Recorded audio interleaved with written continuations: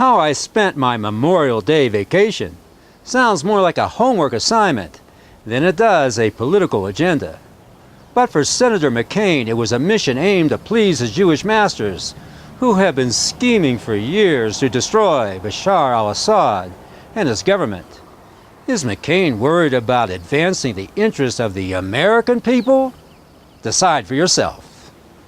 Senator McCain crossed into Syria from Turkey, accompanied by the Free Syrian Army, the rebel faction he wants the U.S. to support with arms and a no-fly zone. Washington already supplies the Free Syrian Army with food and medicine. Bloodshed in Syria continues, and its neighbors slip back to sectarian violence. Now, just who is this so-called Free Syrian Army that Johnny Boy broke bread with? In reality, the Free Syrian Army is a disorganized mass of criminals from at least 29 countries, by Assad's count, who are being paid by Arab countries and given arms and training by the U.S., Britain, and the EU. They are nothing less than imported mercenary butchers, dominated by so-called moderate Islamists. That is the Al-Qaeda-linked al-Nusra Front and the jihadist group, Harar al-Sham.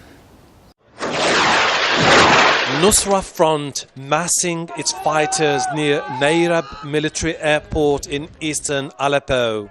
Short on ammunition and weapons, they say most of these short-range rockets are homemade.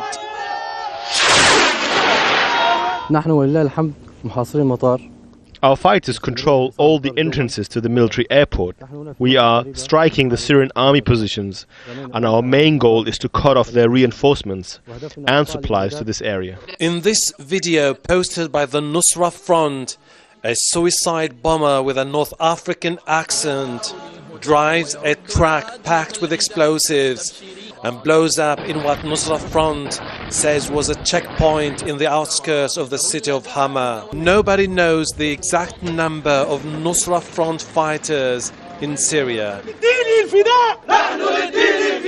Their commanders are tight-lipped about their recruits and the foreign fighters among them. These are those wonderful, democracy-loving rebels McCain and his fellow Jewish shill, Lindsey Powderpuff Graham, trust, want to arm and train, and to provide and enforce a no-fly zone for, which is a de facto declaration of war.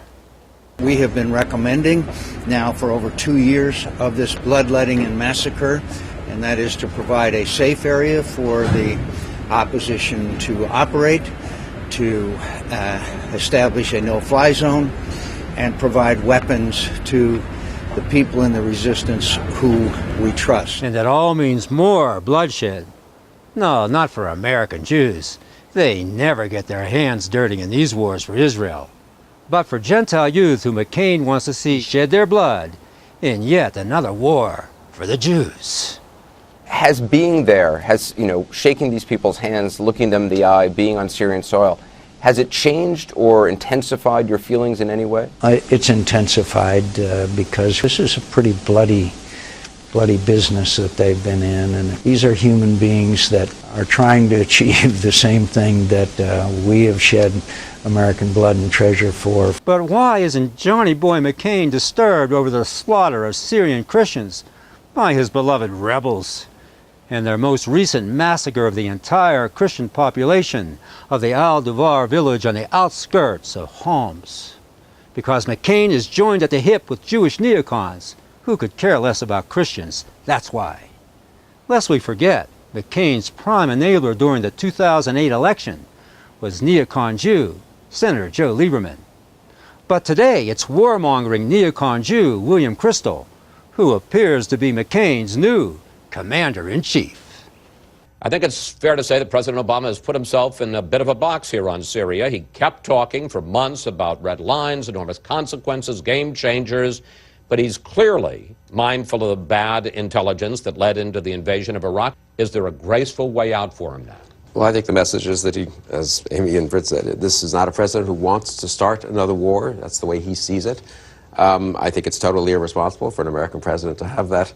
No one wants to start wars, but you've got to do what you've got to do. And it doesn't really matter if the public is at 39% or 60%. I mean, really? My friends, The Alawite Assad regime has been in power for 40 years, and now all of a sudden America's interests are supposedly at stake in Syria? No way.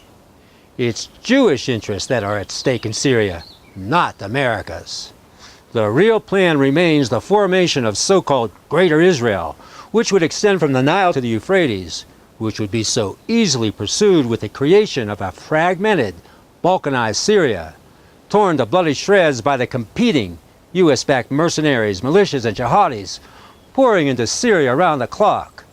That is what the Jews are really after.